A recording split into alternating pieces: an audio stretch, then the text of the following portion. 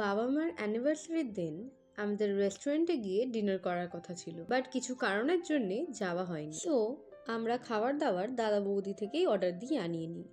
হ্যাঁ জানি দাদা বৌদি মানেই বিরিয়ানি, বাট ইচ্ছে ছিল যে ওদের চাইনিজ আইটেমগুলো ট্রাই করব। দ্য আইটেম উই অর্ডার প্রথমেই ছিল হচ্ছে স্টার্টারে হট বাজিল চিকেন। এবার আমি জানি না এটা স্পেলিং ভুল লেখা নাকি অ্যাকচুয়ালি এটাই ওটার নাম।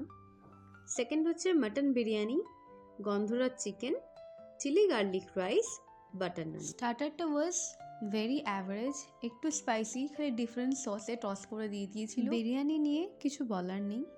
গন্ধরাজ চিকেনটা বেশ ভালো ছিল, লেখা ছিল ওখানে 6 পিস দেবে, বাট মোটামুটি ওই 10 পিস মতো দিয়েছিল, তো ওটা আমাদের বেঁচে গেছিলো। পরের দিন খেতে ওটা বেশি বেটার লাগছিল।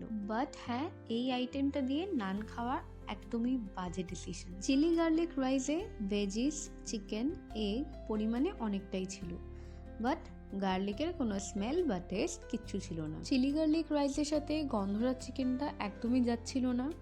গন্ধরাজ চিকেনের যেই ফ্লেভার সেটা প্রচণ্ডভাবে ডমিনেট করছিল রাইসের ফ্লেভারটাকে, যার জন্য ঠিকঠাকভাবে টেস্ট একদমই পাওয়া যাচ্ছিল না। আগেন এই দুটোকে কম্বো বানানোর ডিসিশনটা আমার একদমই ভীষণভাবে ভুল ছিল। আমি এই পুরো অর্ডারটাই জোম্যাটো থ্রু দিয়ে দাদা বৌদি সোদপুর ব্রাঞ্চে প্লেস করেছিলাম।